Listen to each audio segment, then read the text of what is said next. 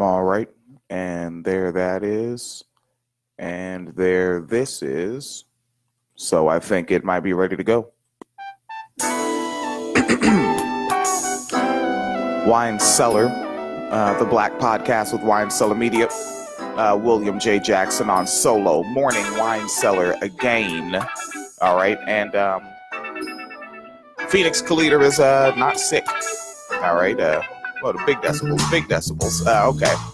Phoenix Calida is not particularly sick anymore right now. All right. So we will be back and we'll be digging into this Rokisha Ilori Kutno,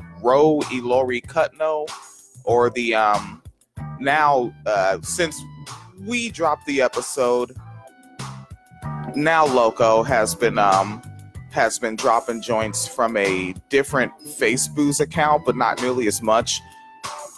They're probably mostly posting like to their own website or in very tight, like they changed their groups from closed to secret groups on the Facebooks to really tighten up the cult. Like she realized like she cannot have the cult shit public like she previously had it. It's niggas fucking ridiculous. And then dropped a I think like a 28-minute video, and it is an absolute fucking cartoon. All right, now this here program gets a little ridiculous. All right, like this is a hardcore program.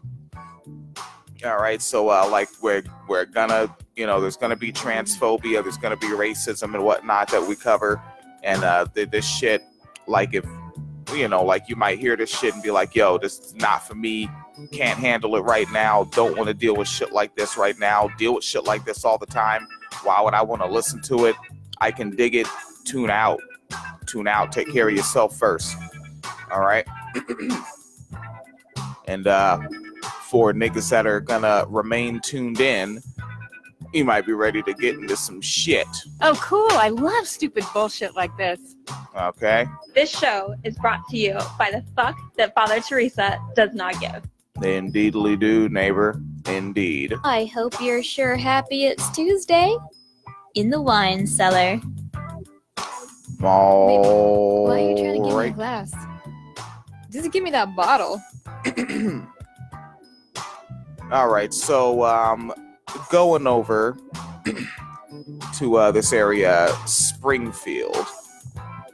Does not specify exactly which Springfield. I don't know if this is Springfield, Illinois.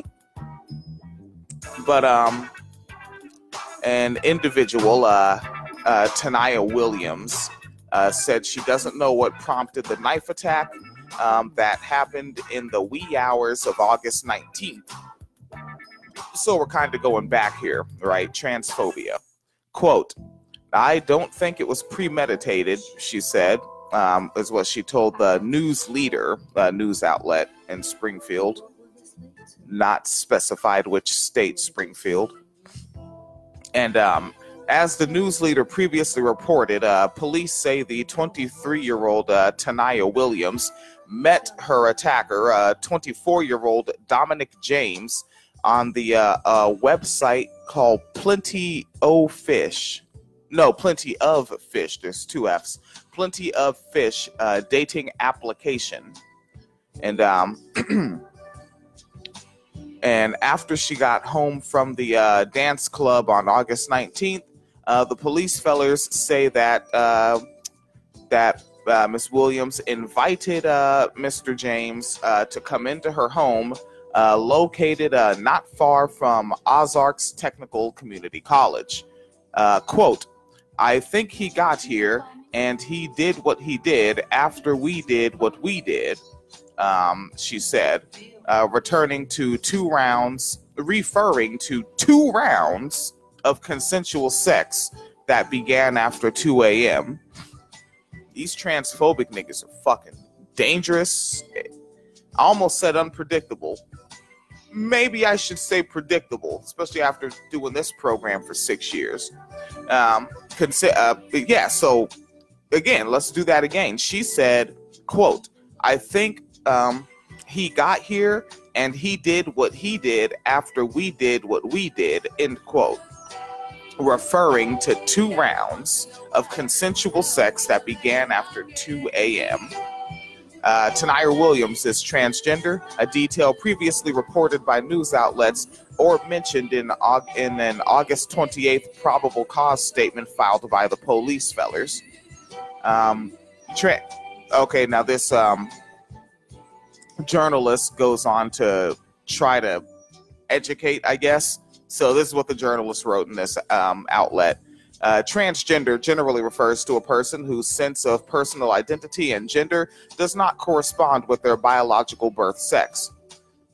Continuing, Miss Williams said Tuesday that she was upfront about her gender identity with the man who attacked her in an effort to diffuse stereotypes that transgender people want to trick others. So in an effort that's, I wonder if that's scary. Is that sad? I don't know. Continuing, she provided the news leader with screenshots of their text messages. So here's some quotes. "What you mean?" She wrote at 1:54 a.m. on August 19th. Quote, "I was just being honest in telling you I'm a trans woman, so you know," in all caps. No is in all caps. You know, KNOW, all caps. Continuing, he put the letters IK, meaning I know, I guess in text language. Continuing, and he said, "I was just saying, do you want to chill though?" THO, also text language, shortening the terms and whatnot. And oh, there's a nigga from high school, DJ Billy, posted up in the joint over in the Facebook's live, and Avery Loco posted up in the joint. Ruth Ann Loco posted up in the joint on the Facebook's live. Continuing. Now, the article continues. After hooking up, the 2 were lying in Ms. Williams' bed, and she said both were nude. Then the man asked to use the bathroom, according to the police statement. Quote, "I said sure, the bathroom is out the door to the left," end quote. The man left the room. "It was a wary feeling," quote, Williams said, like, "why is he taking so damn long? But I wasn't wary to the point where I got up and said, hey, what are you doing?" End quote. She said she didn't suspect anything, according to the police statement. But Mr. James then returned, and he asked Ms. Williams if he could smoke a cigarette. Williams allowed it if he'd smoke in the bathroom. He was gone for 30 seconds, Williams said, and she was lying with her back to the bedroom door when he came back in the bedroom a second time. Quote, "He shot back in the room like he was on some WWE SmackDown," end quote, an apparent reference to a wrestling television program. Her attacker began choking her. Quote from her now, "I'm confused at this point. I'm not fearful. I'm just trying to understand what the hell is going on at this point," end quote. She later told the police fellers that she could not breathe with the man's hand around her neck, and she believed the man was trying to kill her, according to the probable cause statement. Next, she told the man to let her go, and Ms. Williams said he then asked her, quote, "Where is your money?" end quote. This guy's like a, all right. Ms. Williams told him she had $1,000 on her table, and she also said, quote, "I have rings, I have jewelry. Okay, you can have it. I'm kind of screaming. You can have it, you can take it, don't kill me," end quote. She said she was thinking, quote, "The situation went left. It could even go left, go even more left if I don't cooperate," end quote. According to the police statements, Ms. Williams broke free from the man and ran toward her front door. As she moved, she noticed her kitchen light was on. She had turned it off before they went to bed, she told the news leader. Williams said she now believes the toilet and cigarette breaks were a cover for the man to search her kitchen for a knife. They struggled. Williams said she knew she was bleeding, but not how much. I didn't know if he'd stabbed me or what. She added, quote, in that moment, there was not a doubt in my mind that I was going to die.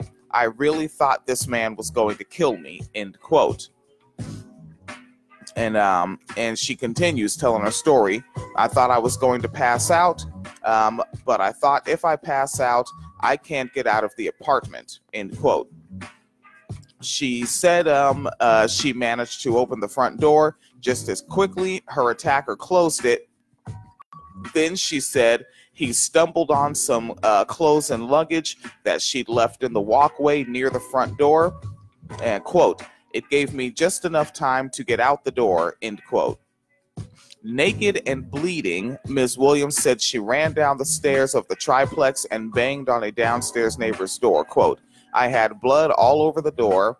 When she opened the door, I just ran in before she could say anything. Police were contacted, and a few minutes before Ms. Williams' attacker emerged from her apartment. Williams said naked, he'd taken time to put the guy that attacked her. He had taken time to put clothes back on except his shoes.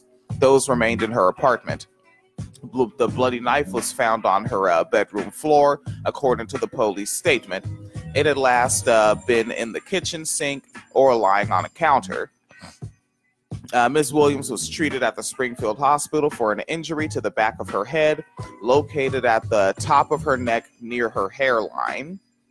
It was closed with 4 staples. Her ankle was cut, so was her wrist. They were glued shut. She also had a lot of little battle cuts, in her words. Jesus Christ. So that, now this is what I'm thinking here. Because you know how, like, sex workers don't have rights, so people target sex workers, right? Like, there's that good cop down in Texas that's going to trial right now. He was actually a Border Patrol agent.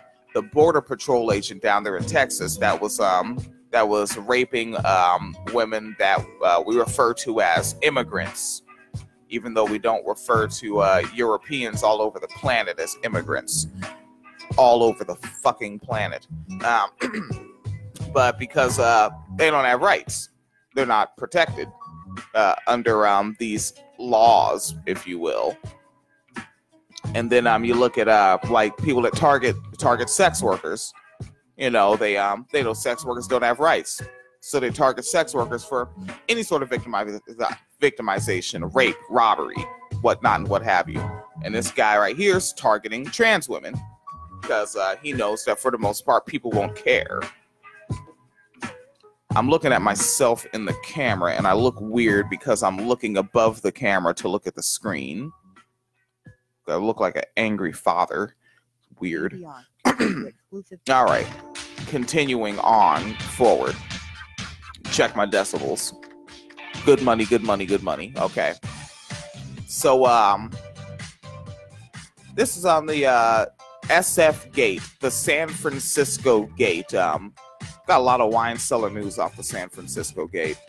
They actually got sex workers' rights news off the San Francisco Gate before. So, and we don't typically cover this national politics business. It isn't really wine cellar news very much. But, there's this Brett Kavanaugh individual. You may have heard of him. And now there's a woman who then was a girl. That's something I noticed in coverage I'm listening to on which is mostly PBS. You know, I usually go for the boring coverage, and then for the sort of more bias toward my direction, not all the way there, the Young Turks, which you get to listen to fucking Cenk mansplain rape to Anna Kasparian. And I'm noticing all these outlets. I say all, I just named 2. But I'm noticing these outlets whenever they talk about them in high school, when he obviously did this shit, they keep saying woman, and I don't know, high school, those are fucking kids to me. Like, that's a girl, you know, in my colloquialism, right? And that individual, and she's gonna step up and flex up, you know, about it. And well, I think her name is Christina. Yeah. But what's really bugged out is taking a look here. A quote, and this is the article on the San Francisco Gate. A quote from a playwright runs alongside a family photo on Mark Judge's page in his high school yearbook. Quote, certain women should be struck regularly like gongs. All right. Mark Judge is Brett Kavanaugh's homeboy, and they graduated in 1983.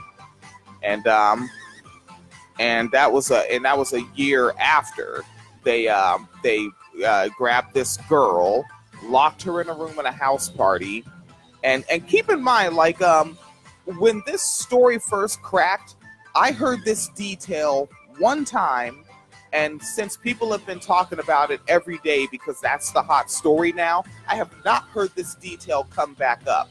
That they locked her in this bedroom and they turned up the music.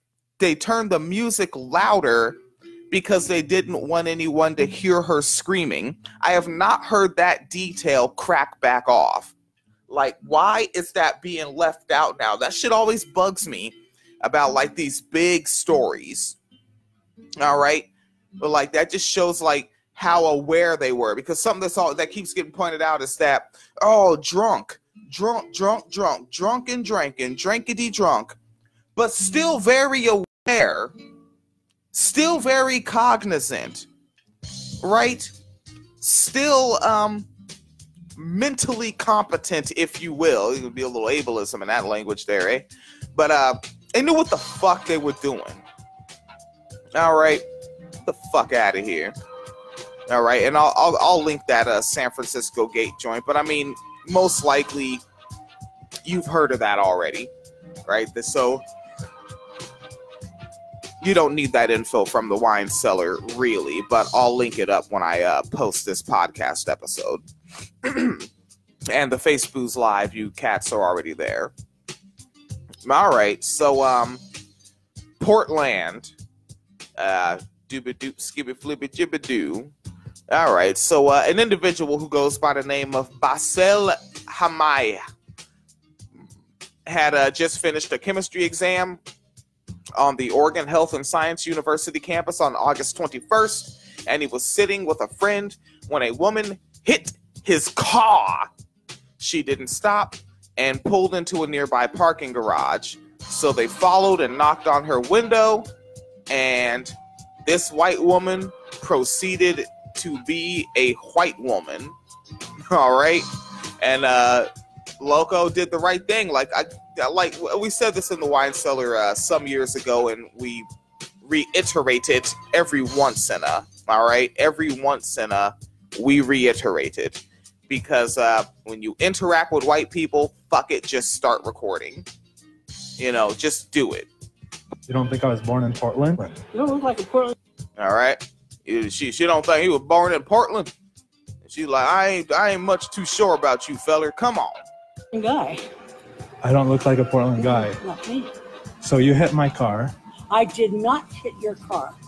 You literally just, I can go get the security. You can go do what you want. You are not going to argue with me here in okay, well, you're telling me I'm not even from this country. So I don't know how this is valid even with this. You think I'm going to use your ID to get... I can show you my ID. I'm a citizen. I was born here. I am late for an appointment. You are not born here. You have a huge accent. Yeah. I have... She said you have a huge accent. Y'all cats can hear this audio of this motherfucker, right? She said you have a huge accent. And really, he just looks like he looks like Middle Eastern light-skinned black man hybrid. So she's just going by what the fuck he looks like. Talking about you have a huge accent. Okay. American accent. I've been all over the world my own self. Don't you go there with me. Well, I still need a picture of your ID, please. So You're gonna show it to me or not? Or I can call the cops. You can call them. Go ahead. You want me to call the cops? I don't care what you do. There's footage, security footage. I'll show you the footage. I have all the evidence I need. You hit my car. I'm being very civil with you. All I'm asking you to do is show me your insurance card and your ID so I can take a picture of it. My ID. Do you have an insurance card so I know what you're... I do. It's not in my wallet. It's in the car. Can I see it then? You hit somebody's car. You have to do this. Run. You know that, right? It is not a hit and run. You're denying the fact that you hit my car. You kept driving. Get away from me. I'm not... I will call the cops. Call the cops, please. Let them come see. There's security footage. I haven't commented yet because I am thoroughly amused just watching this. Like, this is how you handle them. Like, this is the style. Let me look in the archive chat space. Oh, yeah, archive chat space on the Facebook. There's Rufan Loco. Said you look fine. I don't look like a creepy weirdo. All right, let me let my hair grow a little bit with a receding hairline. You'd be like, oh, Jesus Christ, this fucking guy. Looking at Avery Loco said, the best part of TYT, Chank talking over Anna. The shit was, have you listened to those recent episodes on this topic? Holy shit. Like, Jesus Christ. Like, and you know, and what's ill is, I used to critique Anna Kasparian a lot. I mean, we even still have the sound clips where she just, she is very Becky Lives Matter with a lot of her commentary. It's kind of funny to me. But like since I'd say about like 2014, mid 2014, like Anna Kasparian has become the left of that show. You know, and that's just the illness. Avery Loco continues in the archive chat space. White people just do criminal shit and tell everyone you're the criminal every damn time. Said, dang, he's good, and it doesn't even matter because she's, yeah, no. All right, let me see here. I'm gonna get back to this video. Bitch, I'm not doing anything wrong. All I want is to just make sure that the insurance takes care of this. I have insurance. I know, I do too, and I'm just making sure that they take care of it. You're not sure that I do. Well, I don't see your ID. I'll show it to you. Please do. Here's my ID. Take a picture of it, please. I already did. Then what's the deal? The deal is I need to see your insurance card so I can tell my insurance who to call. Christ almighty. Christ almighty. How far are you anyway? Gar, who are you? What's your name? Basil. Basil what? Hamid. Can you even say that? I knew it. Can you job? Why do you have to throw the shade in? Can you even say that? Come on, Mr. Sir. All right. So now she is thoroughly annoyed. She's going back to get the insurance card is what it looks like. What? Where am I from? Middle East. Yeah, what's wrong with Middle Easterns? What do you think? Some of you are terrorists. Yeah, I was born in the U.S. Where? In Portland, Oregon. Oh, I doubt it. And let me leave. Psychotic me. You're crazy. You brought my race into this? What does my race have to do with this whole situation? You hit my car, period. Oh, no. See, now, I wonder if he's just saying that for the camera to be cool or if he actually is like, what? Racism exists?